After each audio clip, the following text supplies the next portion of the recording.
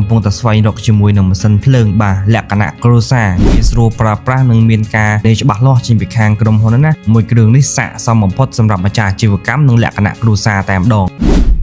ជំរាបសួរពុកម៉ែបងប្អូនអរគ្នាខាងមុខខ្ញុំនេះគឺជាប្រភេទម៉ាស៊ីនភ្លើងកម្លាំង 12 kVA ជាប្រភេទក្បាលម៉ាស៊ីនយ៉ាន់ម៉ាស៊េរីឆ្នាំ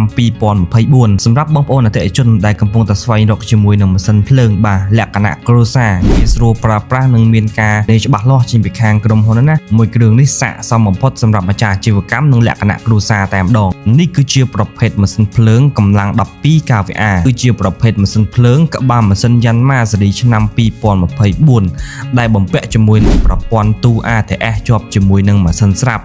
មានន័យថាពេលដែលភ្លើងរត់ដាច់វាបញ្ឆេះម៉ាស៊ីនអូតូពេលដែលភ្លើងរត់មកវិញវានឹងផលិតម៉ាស៊ីនដោយខ្លួនឯងទៅពេលដែលបងប្អូនបានជឿទៅលើម៉ាស៊ីនភ្លើង 12 kVA នេះខាងក្រុមហ៊ុនធានាជូនបងប្អូនរយៈពេល3ឆ្នាំទៅលើសេវាកម្មជួសជុលនិង1ឆ្នាំទៅលើគ្រឿងបន្លាស់ថែមទៀតសម្រាប់ព័ត៌មានបន្ថែមបងប្អូនអាចឆាតចូលទៅកាន់ page ម៉ាស៊ីនភ្លើងឬក៏បងប្អូនអាចទំនាក់ទំនងទៅកាន់លេខទូរស័ព្ទខាងក្រោម